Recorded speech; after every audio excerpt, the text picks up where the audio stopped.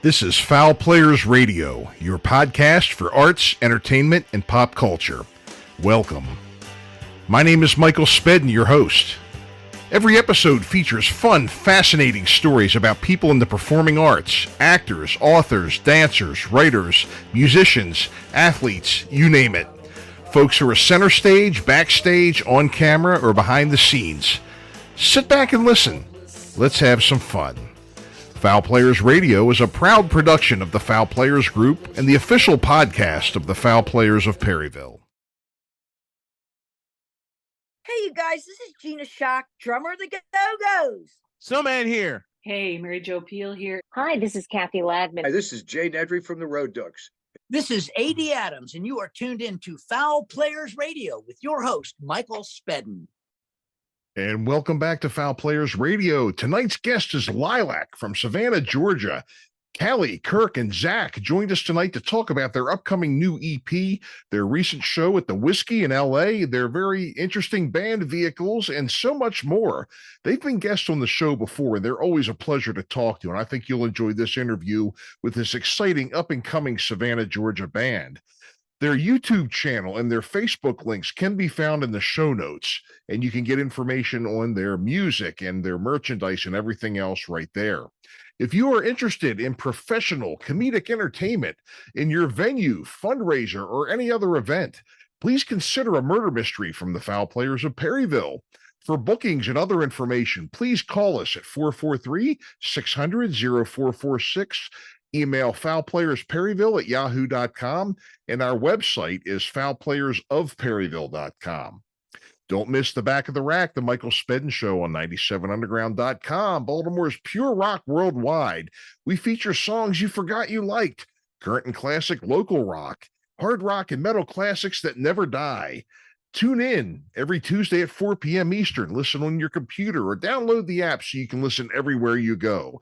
97underground.com. We at Fowl Players Radio are proud to support artists and encourage you to consider shopping small and supporting them as well. Links to their books, albums, tickets to their shows, and other items can be found in the show notes of each episode. We thank you for tuning in and listening. Remember, you can help us greatly by clicking the like and subscribe buttons and giving us a fair review. Our main website is foulplayersradio.com, and our YouTube channel is youtube.com/@foulplayersradio. We'll be right back with Lilakk right after these words. Hi, this is Bud Becker. Hi, everybody. Dwight Weems from Gaz the Fun Band. Hi, folks. This is Jay David. Hey, this is Brian Damage from Kicks and Rhino Bucket. Hi, this is Kim of Kim's Crypt. Hello, my name is Gunhild Carling. Hi, this is Paul Castiglia, and you're listening to Fowl Players Radio, the one-stop shop for all your pop culture needs. And folks, welcome back to another episode of Fowl Players Radio. Michael Spedden here. And our guests returning to the show after a couple of years, my friends from Savannah, Georgia, Lilakk. We have Kirk, Callie, and Zakk here with all kinds of great news about their music, dates, and everything else. So welcome back, guys. Good to see you. Thank you, man. Thank you for having us. So I've been watching you on Facebook and everything. I look back through the people I've had on the show just to see what's going on and everything. And looks like you guys are just full of good news and great accomplishments and everything else. So tell us what's going on. Yeah, so we're releasing a series of different singles between now and March. And in March, we're going to release a whole EP called School Bus Sessions. Oh, great. Yes, the School Bus Sessions was a EP that we released a few years ago. What was inspired by it was we did all our recordings in a school bus during the pandemic that we're transitioning into a tour bus. And so because we had to put everything on hold, we used it as our studio. And so we had the EP up for about a couple weeks until we took it down. And so now we've just kind of enhanced our sound, worked on it, developed it, and now we're releasing it. Yeah, so it was more so like a limited release. Like we had 100 CDs and we sold out, the first week or two. And then we pulled everything off, and we basically remixed and re-recorded. Yeah, polished it, mastered it. Yeah. That's always a part of the process there. You're going back and, getting better and better at it each time, you just mentioned, having all these CDs that you sold and everything. That's great. You had a couple of them, 100 of them go right off the bat. I think I released a CD about 33 years ago, and we had a couple hundred printed. I think most of them are still in my garage to this day. It's difficult. Yeah, send us one. Yeah. Yeah, I will. I mean, it's kind of difficult to get people when you're doing original music. I mean, it's a hard sell. There's nothing easy about getting people to have an open enough mind to grab a CD and pop it in and listen to it and hear something they appreciate, you can understand, And there's so much great art that goes unnoticed. I mean, we were at Tybee and there was this guy that was just on the side of the street handing out CDs. And so we bought a CD, we popped it in our car because we have an older vehicle that still has a CD player, and we're listening to it, and it was great. We're just like, oh my gosh, this is awesome. Mm-hmm. That's cool. It's sometimes you find stuff like that. People just hand you a CD and you end up loving it. And there's a lot of local CDs that I remember from guys that I played with years ago. Bands that we used to share, the bill with, that were just local to the Baltimore DC area that I still love and play to this day. Right. Yeah, and there are so many good local bands. Mm-hmm. The music scene in Savannah has grown so much in the last 4 or 5 years. Yeah. Well, really the last couple of years. I really think that's got a lot to do with COVID too, because a lot of people were able to talk and get together their structure or their backbone of what they wanted to do. Mm-hmm. And then once they were able to start playing shows, that's when we had a flux of musicians just come out. As soon as they were able to play shows, they were.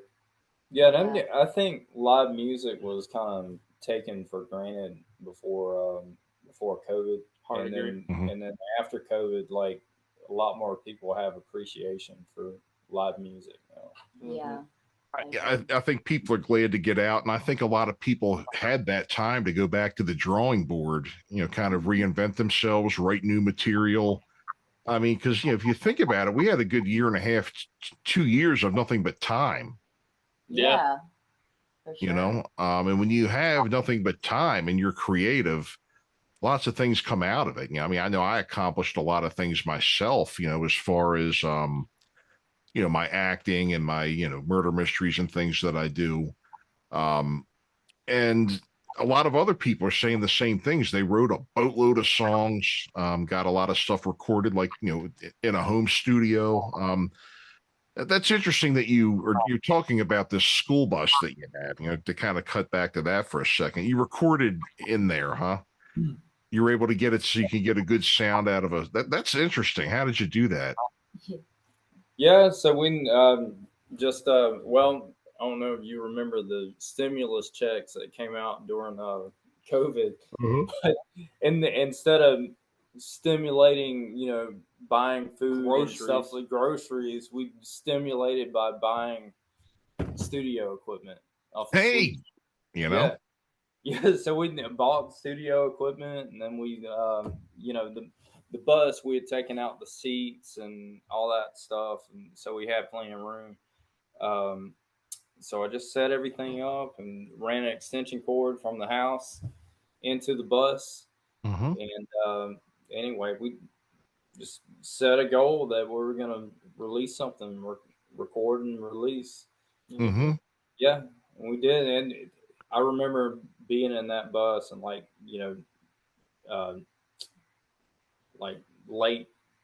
winter and whatever, how cold it was at night. Mm-hmm. And I'd be out there till 3 o'clock in the morning, seeing my breath and trying to warm up my hands and stuff. But I think it added to the feel of the songs. Yeah. I think it conveyed into it, and The breath. Yeah, the breath, the steamy breath. But anyway, it's really cool. now we have the nice studio up here in the house. So during that time, we started building the house too, and it took me 3 years to build. But this was the first room that I got finished, was the studio. Right. I wasn't worried about bathrooms. I wasn't worried about our bedroom or kitchen. Like the studio was number one. I remember one time we the fact that your wife's in the band is the only reason you got away with that too. Yeah, That I know. so true. remember Part of me wants to like eject, but then part of me is like, you're just so lucky I'm in the band. I remember one time before we had like AC and anything was done, they were still like wood walls everywhere. Me and Kirk were downstairs one day practicing for like 2 or 3 hours trying to learn like polish apart. Man, I remember that we were sweating, looked like we had jumped in the pool. Yeah, I'll tell you how dedicated we are. Before our house was completely finished, the whole entire downstairs was used as our third music video. So if you watch so if you watch Basement on YouTube, that's actually the house that they live in. Oh, yeah. okay. Yeah, that was actually our living room. It's not really a basement, but it looks like.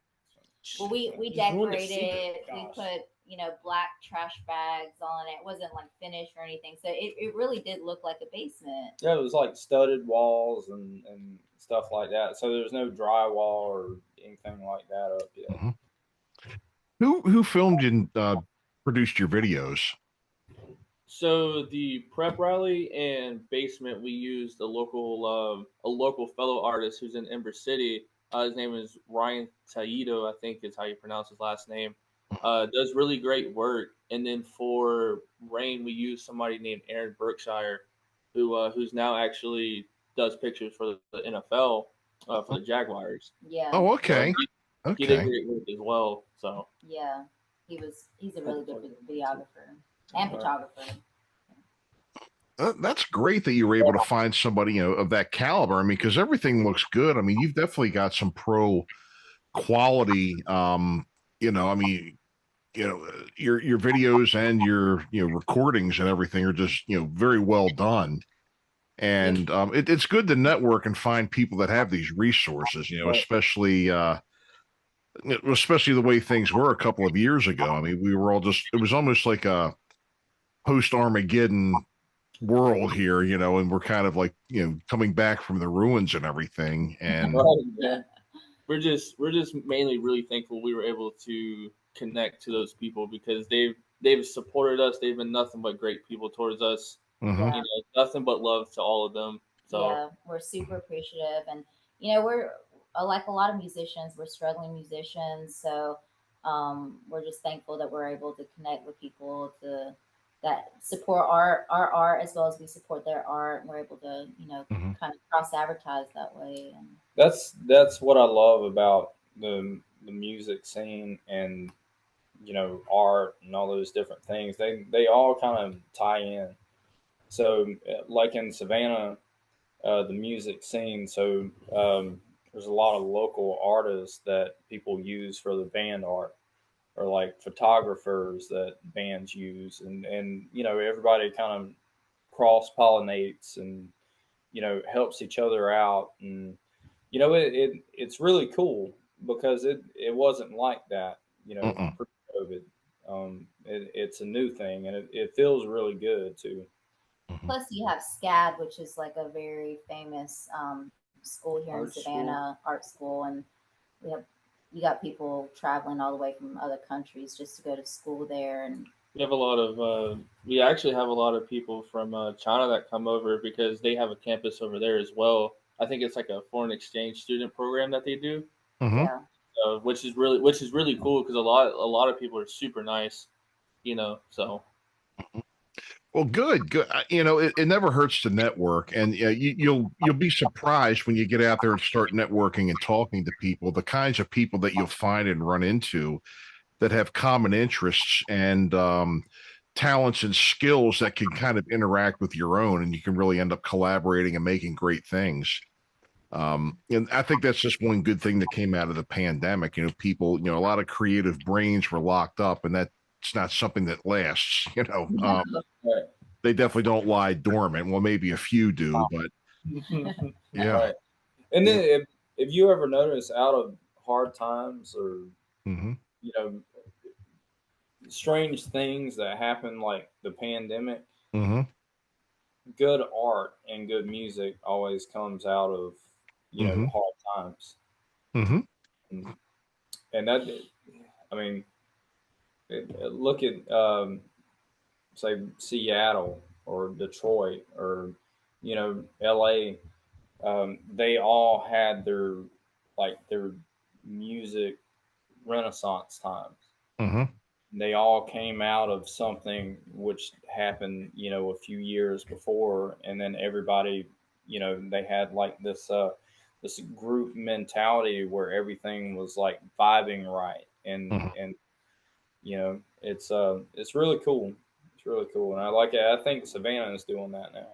Yeah, that you have a lot of filming done too. I mean, they say it's like the second Hollywood, so it's really evolved. That's what I've heard. That's what I've heard. I've known a couple of filmmakers that are in not Savannah, but like in the greater Atlanta area, and they say it's just a hotbed for filming right now. You know, television shows, well, movies, you know, indie films too. And just a really great place to be, from what I understand. I've had a couple of folks on the podcast that were, you know, that work and film down there, and they say it's really up and coming. It's really up and coming. And we actually have Clint Eastwood's actually filming a couple blocks away from my house for, I think it's called The Juror. I think they're filming. Oh, okay. They use that gym that's right on that same street. Oh, sick. And that city hall. Oh, I love Clint Eastwood too. We were gonna pull in there, like me and my fiance were gonna pull in there because we're like, oh, you know, it's something Christmas wise. I was like, that's a film crew, so they'll probably turn us around. Oh yeah. Yep. Oh, God bless him. Clint Eastwood, he's about 93, 94 years old now, and he's still out there working and making it happen, you know. God bless him. Awesome. He's the outlaw Josie Wells, man. Yeah. Dirty Harry. Yep, Dirty Harry. I remember, yeah, gosh, you know, so much great stuff from him. And then more recently, in more recent years, Get Off My Lawn, you know. Yeah. That was a really good movie. Yeah. That really was. That really was. Now, so we talked a bit about your album, and you've been doing some great shows lately. You know, you were out in LA at the Whiskey. You know, tell us about this. I mean, that is got to be, I mean, that's an accomplishment, you know, to get a booking at a club like that. You know, you just can't, they just don't take anybody. I mean, it's not like this is amateur night down the street at the open mic or something. You know, this is welcome to the pros here. And congrats on that. And so tell us about the experience. Yeah, so they might have been just playing a cruel joke on us. Just inviting us to play and then laugh at us. But it was really cool. We really enjoyed it, being out there. I actually felt like home to me. I feel like we belong out there. The scariest part was getting out there for me. Yeah, you've never flown before, right? I have. I just not that. I'm still terrified of heights. Yeah. See, Zach's the baby in the band. I am the child. But it really was a dream come true, honestly. Absolutely. Just being like on that stage, just thinking about like all our idols and people we look up to have walked and played on the stage. And it was just like, I just remember being on there. And at one moment it was like, it felt really surreal. I felt like I was just kind of like in a different like reality or something. Like, is this really happening? Felt like that's where we needed to be. Yeah, for sure. Like we're channeling all the artists that played there. Right. The ghosts or something. Right. Jim Morrison's ghost. Oh, I mean, yeah, I mean, yes. I mean, all the just great bands, you know, Iron Butterfly, The Doors. I just had recently as a guest the Sloths, who were opening for The Doors and Iron Butterfly there when they were in high school. They were high school kids in the mid 60s. And I won't get into the whole episode, but you know, the fellow's name was Tommy McLaughlin. He ended up, you know, later on becoming the director of Friday the 13th Part 6, working with Dick Van Dyke. he's got a whole big history, but he was in the band The Sloths, and they're getting ready to do like a 60s band reunion show. Now, again, a lot of the folks are no longer with us from that time, but they're like a lot of these bands that have surviving members are doing like a 60s show out there.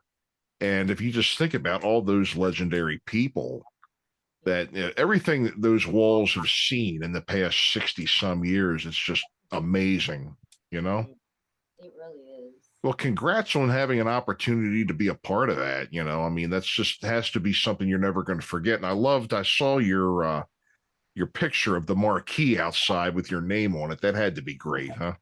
Yeah. Oh, yeah. Yeah, that was surreal. That was the best moment of the trip to me. Yeah, It was same. cool. And thank you, by the way. Oh, sure. Sure. Yeah, I remembered having the same thing. I mean, back in 90 and 91, I had the opportunity to play CBGBs a couple of times.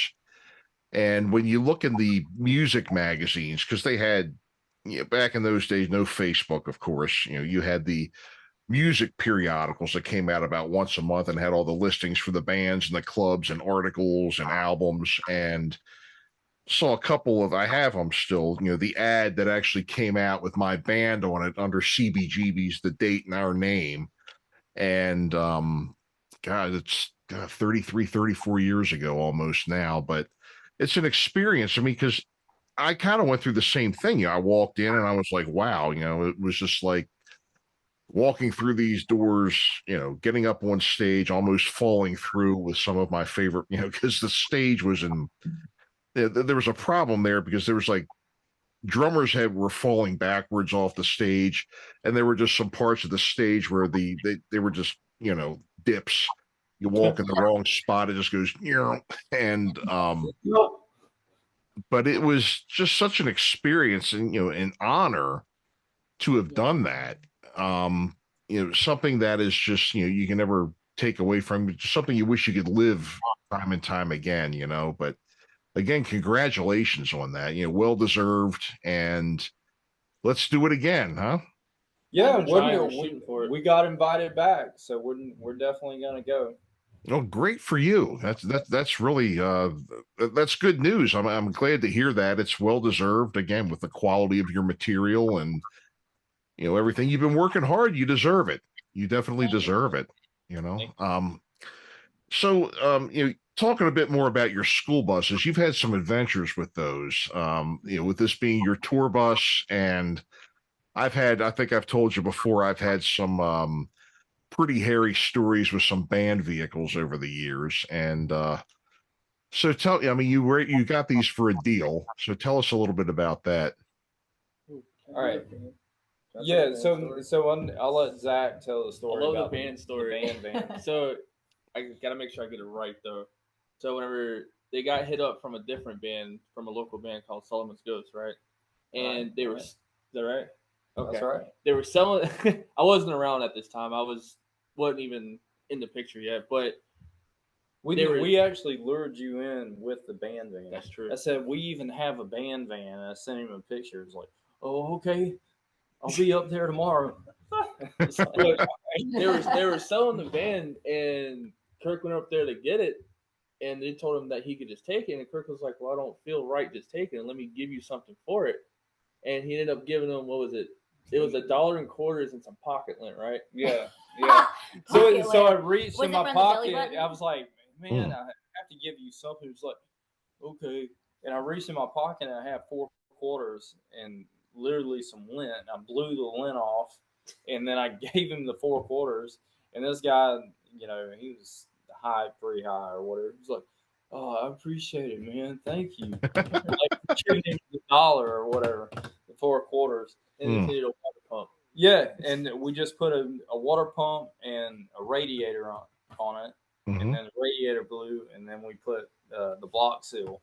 That's how that. And just to clarify, this is the jail van, not the school bus. Yeah. Right. So fast forward a year or two later, we're playing a lot and playing off and everything, and getting tired of being in such a close quarters. We decided to buy a bus, and my cousin who worked for the school system hit me up.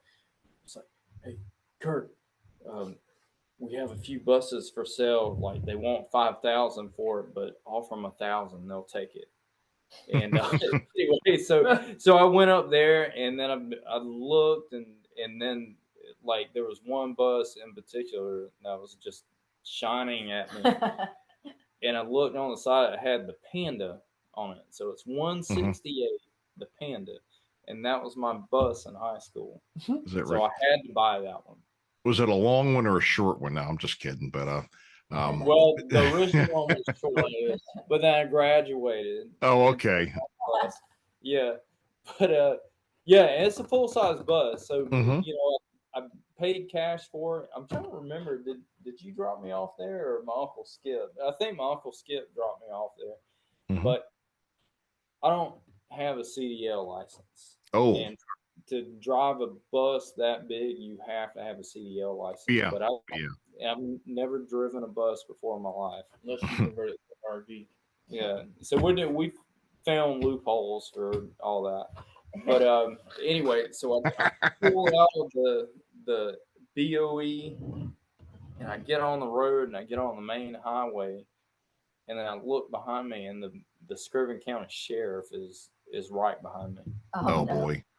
And I'm sitting there like nervous, and I'm trying to drive it, you know, straight and everything. Don't look suspicious.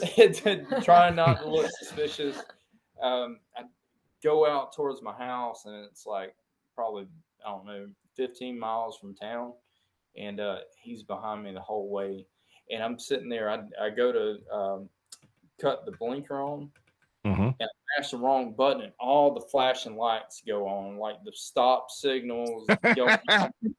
And I'm like, oh my God. I didn't know this. Yeah, so I was. Did you have to change your underwear?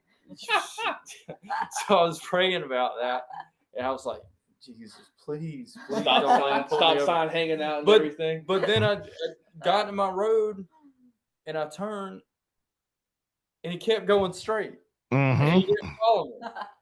And then I got home, and I was just thanking the heavens. And then I got out, and I looked back in the back to see what it looked like with the lights on. And I was like, oh my God, how did he not think that was suspicious? And then I looked at the tag that they put on it was a tag from 1998. and then I was sitting there like, he must have. My man was going home from work. He didn't care anymore. Yeah, he was off duty. Yeah, he was either on a mission. There was probably something more important, but it was probably like he was sitting there. It's like, well, school bus. Why would anybody be driving the school bus like who wasn't a school bus driver? Sure, right. Yeah. So anyway, but I got off of that, and I drove it home and started working on it. At least those are big enough where you can work on them. Some cars nowadays are just like, good grief. How does anybody work on it without taking the whole thing apart? Right. I grew up having cars you could really work on. I'm a big guy, and I could reach my big mitts in there and reach around things and get where I needed to get to. But nowadays, forget about it. That's like Volkswagens, man. You've got to tear the whole subframe apart just to get the one small part. I know. Yeah. Well, what's cool about the band van and the bus, it's like really accessible. And unlike Callie's car, she has a Kia, and just to change the light bulb, the high beam, is like a major deal. Hasn't been done in forever. Yeah, and that's the reason why it's still. At least you know she ain't high beaming anybody. Well, when you have it on low beams, there's two lights, but when you cut it on bright, then one of the lights disappears. It's like you got right. one. Is it one of these where you have to take the bumper off to get to the light? Yeah. Probably. Well, it's not the bumper, but like you have to like remove all kind of different covers that's like over the radiator. Yeah. And all kind of crazy stuff. Like there's stabilizer bars you have to move out the way just to put a light bulb in. It's crazy. Stop it. That's what I just feel like calling these car companies just saying stop it. Yeah. And by the time you pay it off, it becomes a lemon. Yeah. Right. Well, I think the way they set it up is, they're making vehicles where you have to take them. To dealerships. Yeah, that's really Yeah. Exactly. Yeah. Gotta bring them to the criminals. Yeah, take them to Zakk because Mhm. Zakk works at the Volkswagen. Yeah. I had a Ford pickup a couple of years ago, and I remember I was just doing an oil change, and I took the air filter out, and I put the housing to the air filter back on and everything, and the car wasn't running right. And I was like, my God, what the heck happened? Well, it turned out I knocked a sensor loose that regulated, have the timing of the engine and everything, and how that, and it was like, geez, a whiz, I can't believe this. You can't even take the air filter out without it being major. And I'm like, God. Well, and it's like these, Teslas and like self-driven vehicles. I'm sorry, I don't trust that at all, because if one thing goes wrong while you're going down the highway, like I imagine that's not going to be good. I'd rather be like my own danger. I don't need the vehicle to. I live life on the edge myself. Yeah. I don't need. So our the vehicle that we drive around, the van, that's a jail van, so it's closed in all in the back, and you can't open the doors from the inside except the very front. So we always joke about, like, if we're traveling a show or something, like, pray that we don't get in a wreck or there's a fire in the front, because we always stuck back there. So there's a cage around all the windows in the back. Right. So it's like you can't, like, you're stuck. Well, I mean, in a way, it's a good thing because we know nobody can steal our gear. Yes, bingo, right there. There you go. That's the positive. That's the only the pro side to it. Yeah, that was my initial thought. I was like, nobody can take your stuff. They can take, but we're gonna die if we can't get out. Yeah. Roll, babe. Or hit deer at night. And everybody thinks like tour life is like so glamorous and stuff, and it's like literally like 7-Eleven, Love's, middle of the night, 24/7 gas stations. So you guys go to Love's? Love's. Yes. When we're on the road doing murder mysteries, we always go to Love's. There's a bunch of them off the highways up here too. Those are great. Yep, Love's and Waffle House. Yep. That's the only thing that's open. And before COVID, Taco Bell, because they used to stay open till 3. Yes. Now Yes. they close early. Well, there's always a cookout. Yeah, cookout. Well, we can find one. Yeah. Do you guys have cookouts? Cookouts? Yeah. Is that? Oh, we have cookouts. I mean, we cook outside. I mean, is this the No, name? no. It's a fast food chain. Yeah. Oh, no. It's pretty good. Yeah, I've never heard of that. No. Yeah, it's really good. Maybe it's just a Southern thing. It could be. It's probably working its way around, because it's like the wave of convenience stores and everything has just been working its way across the country for years. We used to have around here just 7-Eleven, then the Royal Farms come in, and then Wawa, and now right? Sheetz, and now Rutter's, and it's just like they get better and better. I mean, you would think 7-Eleven's like the dumpy one. That used to be the nice one years ago, but like 7-Eleven's just like, ew, God. I have to go to a Buc-ee's. I want to go so bad. Is it Buc-ee's or Busey's? It's Buc-ee's. It's Buc-ee's. All right. You haven't been there? No. Have you been? No, we don't have those up here either. Y'all never been to Buc-ee's? So they have a whole, like, I don't know. It's like a mall. It's like a gas station mall, I've heard. Wow. Yeah. So they have clothing lines. They have groceries. They have anything. They have brisket, barbecue, chicken sandwiches. All of that. Sign me up. The brisket's really good. So from firsthand. For bands, Loves and Buc-ee's are like the main places. I think Buc-ee's also in some locations. I think they have showers too. Mm-hmm. So, and I want to give a shout out to In-N-Out Burger. In-N-Out Burger. We do have some of those around here. Yeah. Dude, In-N-Out. You're speaking blasphemy, man. Mm-hmm. As soon as I got off the plane, that's where we went. It was, my man, I could have made that at home for free. No, It's the same thing. No. Right. How about did you guys ever have diners, just the average diner, like independent diner down there, where Greasy Spoon places too? Yeah, we actually have one right across from my job. Oh, okay. Yeah, $17 for a hamburger though.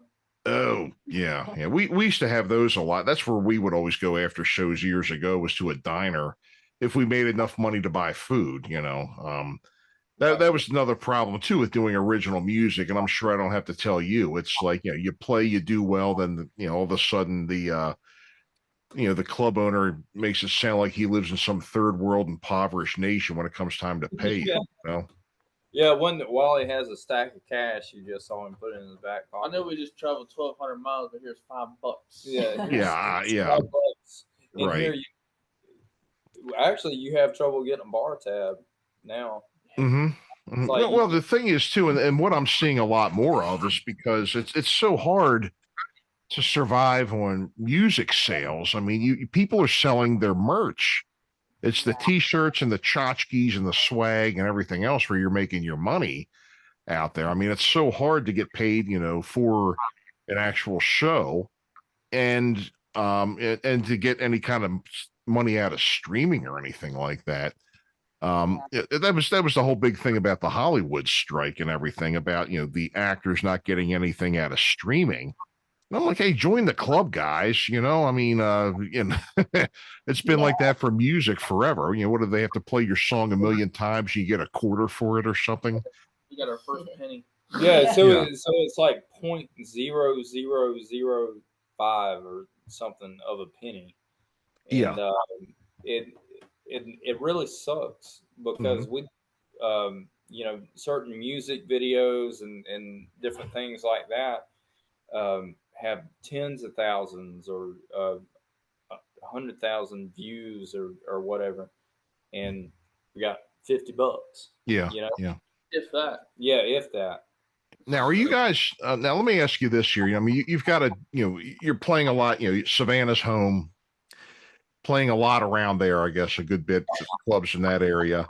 Now, how are you promoting yourself now? Years ago, I mean, I did it the old school way. You went out, found a copier machine, you made as many flyers as you could with the nickels you had sitting in the ashtray of your car, and you went out and handed them out.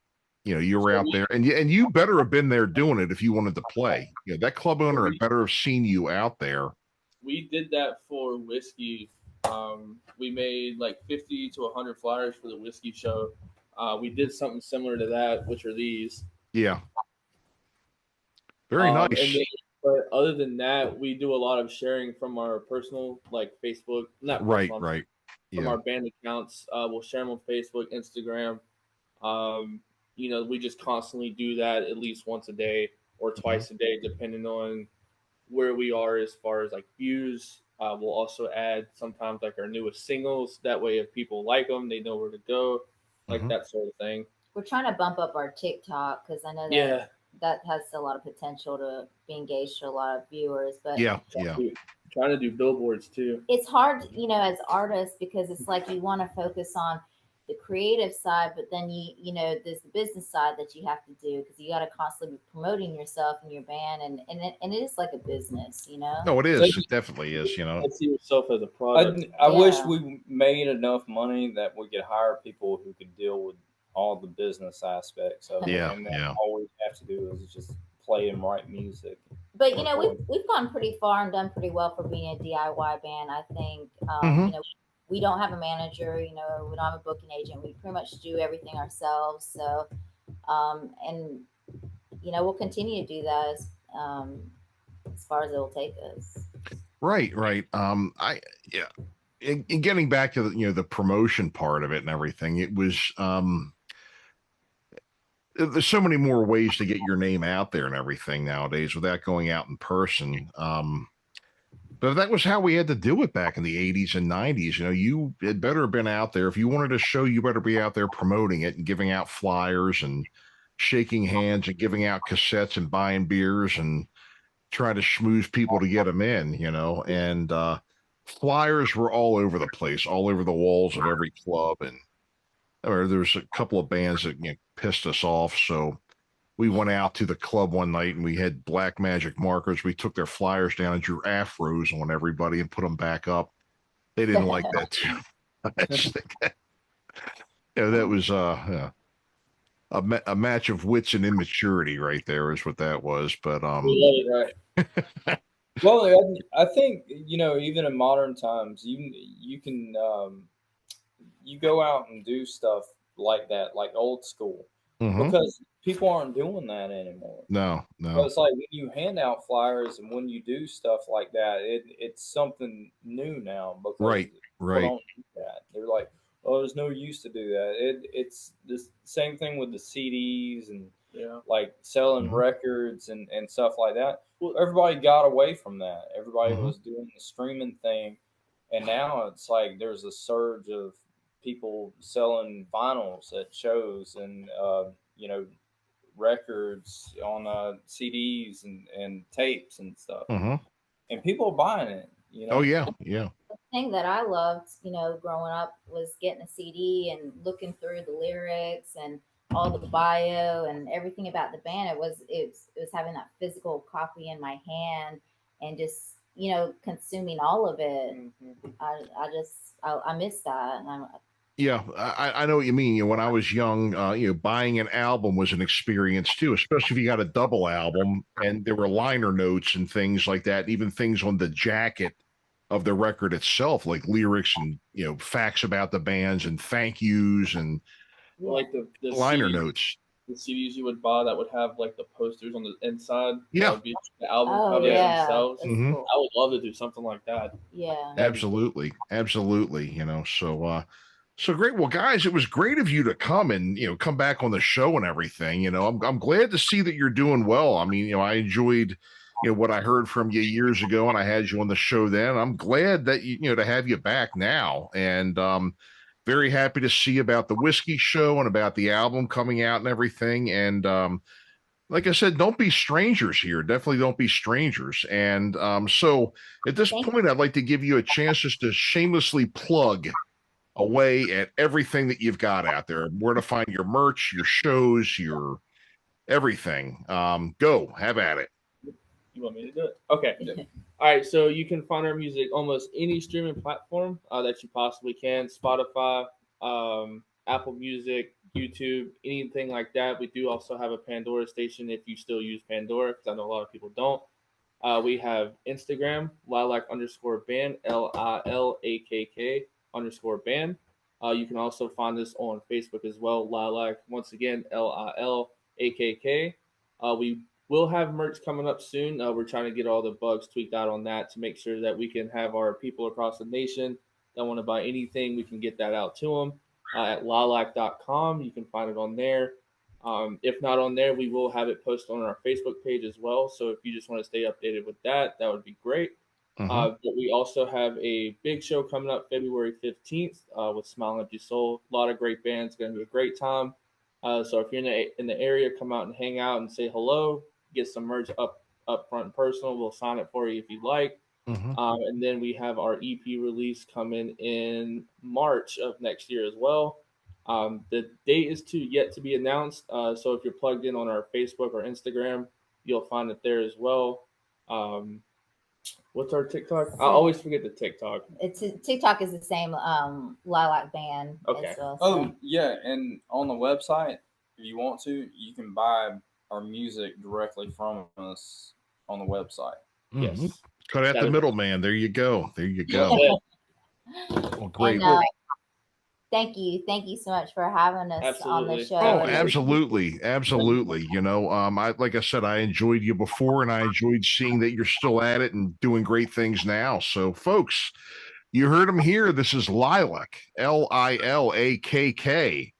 Remember that? You heard where you can find everything about them. So get out and do it. The holidays are coming. They're right around the corner. Actually, by the time this airs, it will be the holidays, but you can get some last minute gifts. Some last minute gifts from our friends here in Lilakk, folks. So this is Michael Spedden signing off of Fowl Players Radio. Thanks again to Lilakk, and we will be talking to you all soon, hopefully. Absolutely. Thanks, Thank man. you. Thank you again.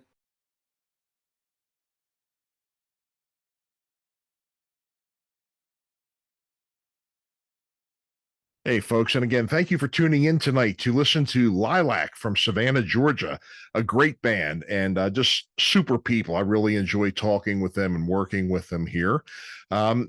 Give their EP a listen when it comes out. I believe it's going to be in March of 24. Well worth a listen. And you can get their singles as they come out too. Keep an eye out on their Facebook page for notifications of that. And remember, their YouTube channel and Facebook page and all their links can be found in the show notes of this episode. The Fowl Players of Perryville are getting ready to begin our new murder mystery season after the first of the year. Keep an eye on our website, fowlplayersofperryville.com. You can also book us if you're interested, 443-600-0446 or fowlplayersperryville@yahoo.com.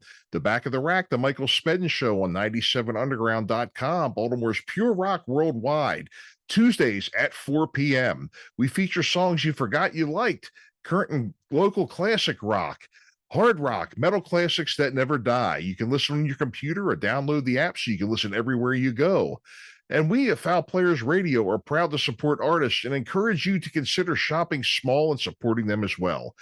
Links to their books, albums, tickets to their shows, and other items can be found in the show notes of each episode. We thank you for tuning in and listening. Remember, you can thank us greatly by clicking the like and subscribe buttons and giving us a fair review. Our main website is fowlplayersradio.com, and our YouTube channel is youtube.com/@fowlplayersradio. This is Michael Spedden signing off. We'll see you next time.